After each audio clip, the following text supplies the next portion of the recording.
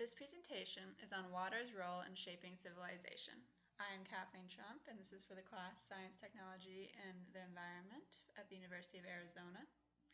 The presentation is about the fact that with water being arguably the most valuable substance in a human being's life, it follows that civilizations throughout history are shaped by their water resources. Whether we realize it or not, water sources play a crucial role in the development of all civilizations. In this presentation, we'll be talking about water's role with respect to the ancient Native Americans, modern-day Native Americans and their water rights, the irrigation agriculture in pre-Hispanic Peru, the collapse of the Tiwanaku civilization, and the western United States drought. Water sources have always been, and are still today, a source of conflict among nations. The ancient Native Americans based their way of life around the type of water resources available to them. For example, the Hohokam people developed an expansive canal system, which allowed them to become one of the largest ancient Native American tribes. They were able to expand beyond from their previous methods of farming because of these canals. The Great Lakes Indians had another purpose, besides farming and fishing, for their water resources: travel. The rivers provided a link for the Great Lake Indians and other tribes through the use of canals. They even acted as guides for French missionaries. Without these rivers, the Native Americans would have been isolated from the rest of the world.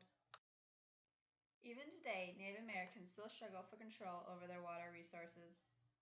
New settlers who were United States citizens decided to leave the East in search of a better life in the West. However, these lands in the West were already given to the Native Americans by the federal government, and in turn the Native Americans had control over the water that were on the lands.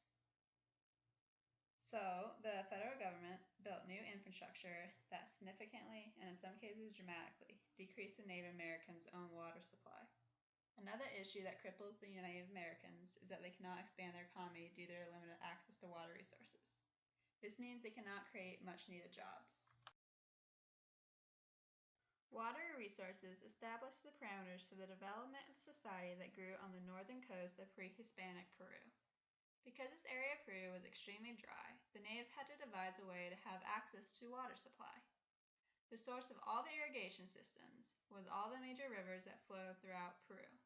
Like the Hohokam Indians, these people also created canals. The canals that were built not only brought water to an arid region, but it also allowed for an entire civilization to be built. The northern coast did not just remain a small agricultural area. It blossomed into a major agricultural region. While water resources help create civilizations, they also help destroy them. The Tiwanaku civilization is a great example of this. There are two different theories of how the Tiwanaku civilization was destroyed.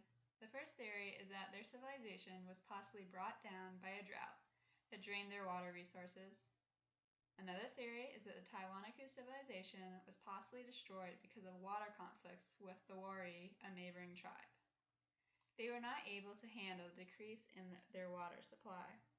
This meant they were not able to sustain their crops, which were a primary source of food. The same consequences would have been the result of either a drought or a dispute with local neighbors over water resources. The drawing of the Titicaca Lake with its two basins, the major lake and the minor lake, as shown on the screen. As you can see, the Tiwanaku civilization is located at the bottom of the Titicaca Lake. As shown, the minor lake of the Titicaca Lake is the only close fresh water supply available for the Tiwanaku civilization. If this lake dried up or was no longer available due to conflicts with others, the Tiwanaku people would have no access to water resources.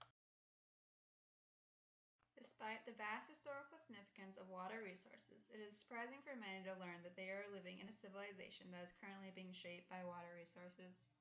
Not even the United States is immune to the effects of water resources. Just as scarce water resources are curbing the Native Americans' ability to grow, the United States' ability to grow is also curbed. States in the western United States are having to make calculated decisions to offset the decreasing water supply. As Sokolov writes, natural water availability in the southwest United States, as measurable by reliable runoff, is relatively low as compared to the rest of the country. The region has the smallest endowment of water, but has developed types of activities which use large amounts of water. Water resources have the power to create or destroy a civilization. The power struggle for this limited resource was, is, and will always be problematic. It is unwise to underestimate the importance of something so basic, water, to the well-being and continuation of a society. This presentation is based on my paper for ABE 170A2, and this is the works cited page. Thank you very much.